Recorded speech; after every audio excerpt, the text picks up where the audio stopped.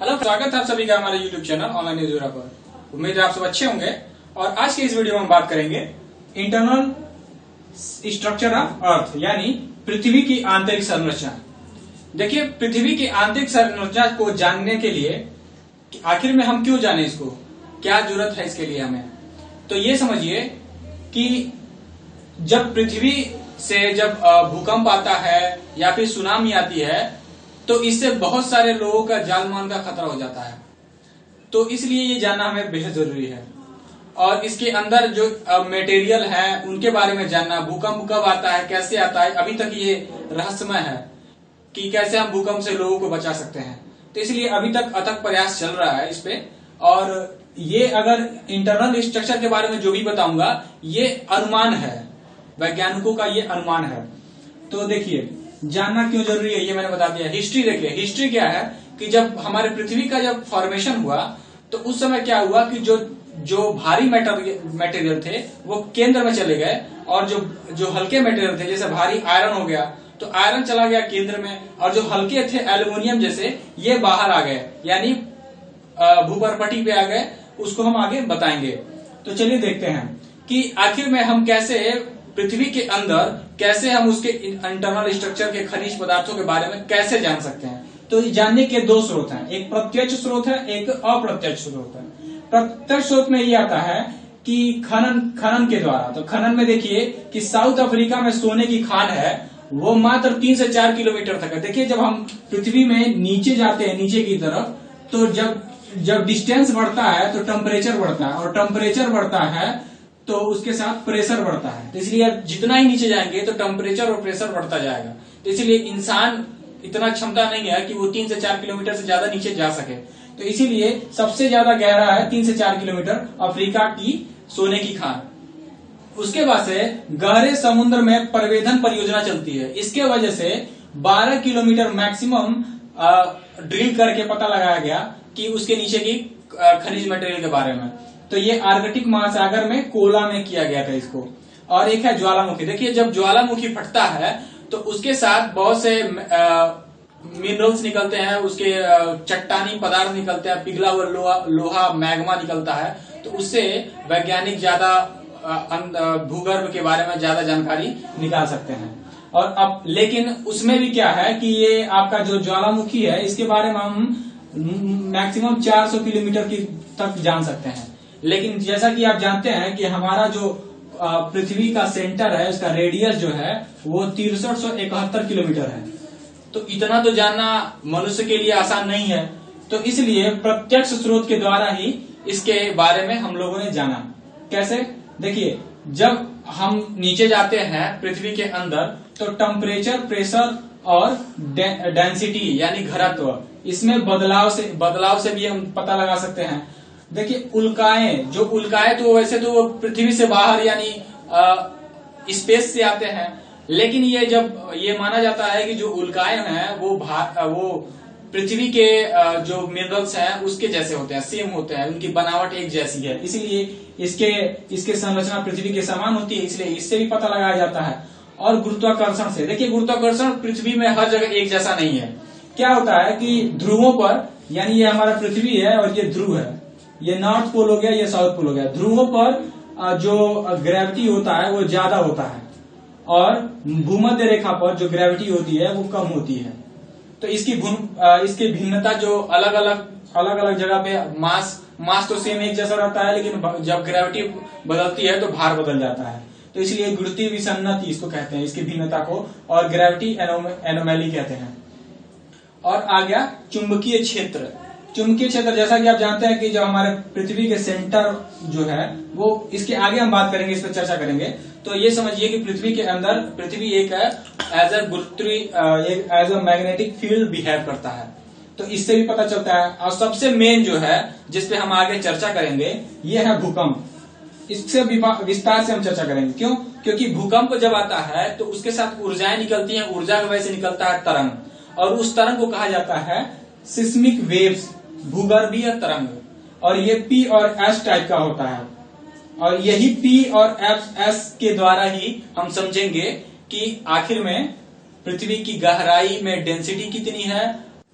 देखिए, जो हमारे पृथ्वी के इंटरनल स्ट्रक्चर के बारे में अगर पता लगाया गया तो सबसे ज्यादा जो महत्वपूर्ण स्रोत है वो है भूकंप। और भूकंप से निकलती है वेव निकलती है, और वो वेव होता है पी और एस टाइप का। और इसी से हम पता लगाते हैं कि इसके अंदर कौन से मेटल है, कितना गहराई पे क्या है, कहाँ ठोस है, कहाँ द्रव है, सब बारे में पता लगाते हैं। तो इसको पहले ये समझने के बाद हम पी और एस के तरंगों के बारे में समझेंगे। और बाकी अभी देखिए कि पृथ्वी के आंतरिक संरचना को हम 3 तरीके से बांट सकते हैं। देखिए, ये है केमिकल डिवीजन। केमिकल डिवीजन में ग्रांट ने दिया था, एडवर्ड ग्रांट ने कहा कि पृथ्वी को 3 भागों में बांटा है। क्या? Crust, mental and core. Crust मतलब होता है भूपर्पटी, आवरण या प्रवार होता है मेंटल, केंद्र या नाभिक होता है कोर। उसके बाद आता है, देखिए ये है क्रस्ट, मेंटल, कोर। उसके बाद आता है मिनरल कंपोजिशन के थ्रू, कि मिनरल कंपोजिशन के थ्रू हम कैसे बांट सकते हैं। तो देखिए, ये है सियाल, ये है सीमा, और ये है नीफे। सियाल, सीमा, नीफे। तो देखिए, सियाल जो है वो बना है सिलिकॉन और एल्युमिनियम से। सीमा जो है वो बना है सिलिकॉन और मैग्नीशियम से। और नीफे जो है वो बना है नियॉन से और आयरन से, फेरियम यानी आयरन यानी लोहा। तो देखिए, ये हमारा क्या है? सियाल है, सीमा है, नीफे है, यही क्रस्ट है, मेंटल है, कोर है। अब आप इतनी बात समझिए। अब इसके बाद से जो मेन है ये है मैकेनिकल डिवीजन। मैकेनिकल डिवीजन में हम इसको बांटा गया 4 भागों में। क्या? लिथोस्फीयर, इसको कहते हैं स्थल मंडल। एस्थेनोस्फीयर, जब मैं स्थल मंडल की बात करूं तो आप समझिए कि लिथोस्फीयर की बात हो रही है। एस्थेनोस्फीयर, मेसोस्फीयर और बैरोस्फीयर, ये 4 भागों में बांटा गया है। और इसको हम विस्तार से देखेंगे। तो इसको देखने से पहले ये देखिए कि जो हमारा क्रस्ट है, क्रस्ट जो होता है वो हमारे पृथ्वी का लगभग पृथ्वी में लगभग 100 किलोमीटर अंदर जाएंगे, 100 किलोमीटर अंदर, तो वहां तक के भाग को हम कहते हैं क्रस्ट। 2900 किलोमीटर तक जाएंगे, ये किलोमीटर में है, किलोमीटर तक जाएंगे तो वो आएगा मेंटल यानी प्रवार, आवरण। और 6371 पे आएंगे तो मिलेगा आपको कोर। तो और इसका घनत्व क्या होता है, ये देखिए घनत्व है। घनत्व है 2.7, जो क्रस्ट का होता है, जो सबसे ऊपरी भाग होता है क्रस्ट, वो ये भी देखिए कि ये जो क्रस्ट होता है ये होता है ठोस यानी सॉलिड, और ये जो होता है ये सेमी सॉलिड होता है, और ये होता है लिक्विड।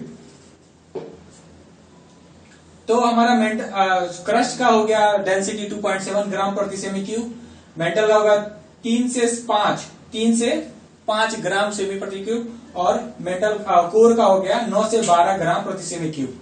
तो देखिए, नीचे आ रहा है तो क्या हो रहा है? नीचे आने पे डेंसिटी यानी घनत्व तो बढ़ रहा है। और देखिए, ये टेम्परेचर है, टेम्परेचर के हिसाब से हम देखें तो ये सियाल, यही मतलब सियाल। आपको ये देखिए, मैं सियाल की बात करूं तो समझिए क्रस्ट, सीमा की बात करूं तो मेंटल समझिए, और नीचे की बात करूं तो कोर समझिए। और ये है सॉलिड, ये है सेमी सॉलिड, और ये है लिक्विड। और देखिए, टेम्परेचर जब हम जाते हैं सियाल के नीचे, ये जहां सीमा स्टार्ट होता है वहां तक, तो 8 से 1200 डिग्री सेल्सियस हो जाता है। टेम्परेचर इतना बढ़ जाता है 100 किलोमीटर नीचे जाने तक। उसके बाद आता है 3000, जो होता है प्रवार, और उसके नीचे आता है 4500 डिग्री सेल्सियस, यानी हमारा जो कोर है वो सबसे ज्यादा गर्म है, 4500 डिग्री सेल्सियस।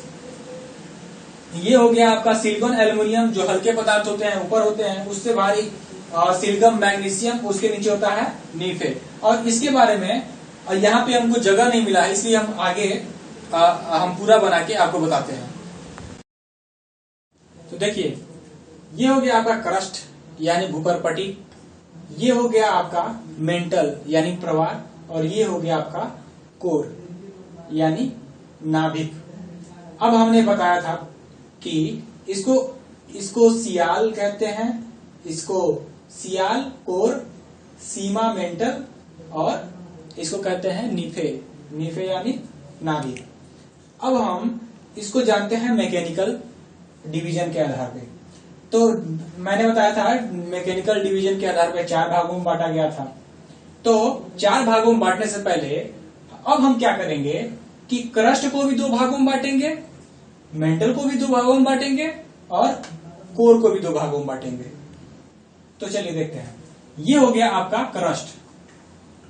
देखिए क्रस्ट को हमने 2 भागों में बांटा। ये है 2 प्रकार का होता है, ओशियन क्रस्ट यानी देखिए जो समंदर होता है वहां पे तो ज्यादा गहराई होती है, वहां का जो भूभाग होता है वो ज्यादा नीचे होता है, तो इसलिए उसका क्रस्ट अलग है, इसका क्रस्ट, लेकिन दोनों एक ही क्रस्ट पे है, ये ध्यान रखिएगा। तो इसलिए ओशियन क्रस्ट हो गया और कॉन्टिनेंटल क्रस्ट हो गया। तो देखिए ये जो ओशियन क्रस्ट का जो थिकनेस होता है, जो मोटाई होती है, वो लगभग 5 किलोमीटर के बराबर होता है। और जो कॉन्टिनेंटल यानी महाद्वीप जो होते हैं उनके जो कॉन्टिनेंटल क्रस्ट होते हैं वो होता है लगभग 30 किलोमीटर के बराबर। और सबसे हाईएस्ट कहाँ होता है? सबसे हाईएस्ट है आपके माउंटेन एवरेस्ट पे 70 किलोमीटर। और सबसे डीपेस्ट कौन सा है, जो सबसे गहराई, वो है मैरियाना ट्रेंच, लगभग 11 किलोमीटर। तो देखिए हमने कर दिया क्रस्ट को 2 भाग में। ये 2 भाग हो गया इसका, ये हो गया ओशियन हो गया पतला और कॉन्टिनेंटल हो गया मोटा। ये हो गया आपका अपर मेंटल। अपर मेंटल का जो कुछ भाग होता है, इतना भाग यानी 100 किलोमीटर नीचे तक, ऊपरी भाग से 100 किलोमीटर नीचे तक। और ये आपका कोर भी 100 किलोमीटर ही माना जाता है। क्रस्ट भी 100, तो यानी 200 किलोमीटर को कहा जाता है लिथोस्फीयर। लिथो मतलब होता है सॉलिड, रिजिड, इसीलिए इसको कहा जाता है लिथोस्फीयर, स्थल मंडल। और उसके बाद से आता है दूसरा नंबर पे था एथनोस्फीयर। एथनोस्फीयर क्या होता है कि जब हम 200 से नीचे जाएंगे लगभग 150 किलोमीटर तक, तो वो होता है एस्थेनोस्फीयर। एस्थेनोस्फीयर क्यों कहते हैं? क्योंकि ये होता है सेमी प्लास्टिक, एक प्लास्टिक रबड़ के जैसा बिहेव करता है और इसी पे हमारा टेक्टोनिक प्लेट मूव करता है। और क्या होता है कि इसको कहते हैं कि सेमी प्लास्टिक कहते हैं, जोन ऑफ लो वेलोसिटी कहते हैं, इसका वेलोसिटी कम होता है, धीमी गति का क्षेत्र कहते हैं इसको, और रेडियो एक्टिव एलिमेंट इसमें पाया जाता है, इसीलिए ये गर्म होते हैं। और सबसे बड़ी बात आपको मिलेगा जो वोल्केनो यानी वोल्केनो का जो चैम्बर होता है आपको यही मिलेगा। यहीं से आपका वोल्केनो का यहीं से निकलता है, सारे मैग्मा यहीं से निकलता है आपका, और ये फूट के बाहर निकल जाता है। उसके बाकी नीचे वाला भाग जो पूरा लोअर अपर मेटल का कुछ भाग और लोअर मेटल का पूरा भाग मिलकर बनता है मेसोस्फीयर। और उसके बाद सारा पूरा जितना बचा वो बनता है ब्रायोस्फीयर, यहां से लेके यहां तक ब्रायोस्फीयर। ठीक, अब आपने समझ लिया ये बात। टेम्परेचर की बात हो गई, डेंसिटी की बात हो गई, क्रस्ट की बात हो गई। अब देखिए अब हम बात करेंगे डिसकंटिन्यूटी, असंबद्धता। तो डिसकंटिन्यूटी समझने से पहले हमको ये समझना पड़ेगा डिसकंटिन्यूटी होता क्या है। तो मैंने बताया था कि भूकंप के तरंगों के आधार पर हम इसके क्षेत्रों को बांटते हैं। तो ये आपका हो गया सॉलिड, ये हो गया आपका सेमी प्लास्टिक यानी सेमी सॉलिड हो गया, ये आपका होता है आपका लिक्विड, और ये होता है सॉलिड, ये भी होता है सॉलिड। तो क्या होता है, जो पी प्रकार का जो तरंग होता है वो आपका पानी और ठोस दोनों में प्रवेश कर जाता है, यानी दोनों में प्रवेश करके गुजर जाता है। लेकिन जो यक्ष टाइप का जो तरंग होता है वो केवल सॉलिड में ही प्रवेश करता है। तो पी को कहते हैं प्राइमरी तरंग, प्राइमरी वेव, और यक्ष को कहते हैं सेकेंडरी वेव। पी जो होता है ये एक तरह का अनुदैर्ध्य होता है, साउंड की तरह बिहेव करता है, साउंड तरंगों की तरह से। इसीलिए जब यहाँ पे मान लीजिए कहीं पे यहाँ पे आपका कहीं भूकंप आया, तो मान लीजिए ये आपका पृथ्वी है, ये आपका कोर है, यहाँ पे आपका भूकंप आया तो इसको कहा जाएगा फोकस। ये हो गया आपका जहां से भूकंप का उद्गम क्षेत्र होता है, जहां से ऊर्जा निकलती है, वहां से तरंग भी निकलता है। तरंग निकलता है पी और एस के रूप में, और पी जो होता है वो फास्ट तरंग होता है, जल्दी पहुंचता है। पृथ्वी के जिस भूभाग पे जल्दी पहुंचता है वो होता है आपका एपी सेंटर, और जहां से ये उद्गम होता है, जहां से निकलता है, उसको कहते हैं फोकस या हाइपो सेंटर। तो पी के कारण ही ये क्या करता है, पूरा क्षेत्र में निकल जाता है, पृथ्वी के सारे भूभाग पे निकल जाता है। लेकिन आपको पता होगा जब तरंग जब कम घनत्व से अधिक घनत्व में जाता है तो हल्का सा वो टिल्ट हो जाता है, हल्का सा मूव कर जाता है। तो देखिए ये है आपका ठोस, कोर हो गया, कोर भी दो भागों में बटा था, ये आपका लिक्विड था। तो इसलिए चूंकि पी लिक्विड और ठोस दोनों में गुजरता है, तो इसलिए ये यहाँ पे जाएगा तो हल्का सा टिल्ट हो जाएगा और ऐसे निकल जाएगा, ये ऐसे हो जाएगा, ऐसे हो जाएगा, ये ऐसे हो जाएगा, और ये ऐसे हो जाएगा, ये ऐसे हो जाएगा। ये 103 डिग्री होता है और ये होता है 142 डिग्री, और यहाँ पर भी 103 डिग्री होता है, यहाँ होता है 142 डिग्री। तो यहाँ जो क्षेत्र होता है जहां बसता है तो उसको कहते हैं पी का छाया क्षेत्र। और इसी तरह यस क्या होता है, इसी में मैं समझा देता हूं। यस क्या होता है, देखिए यस जो होता है वो लिक्विड में नहीं जा पाता। अब लिक्विड में नहीं जा पाने के कारण ये कोर का जो आउटर एरिया होता है वो लिक्विड होता है, इसीलिए बस यहीं तक जा पाता है, यहीं तक, यानी ये एरिया बस कवर करता है यस वाला जो होता है। अब पूरा यहां से लेके यहां तक का जो क्षेत्र होता है उसको यस का छाया क्षेत्र कहते हैं।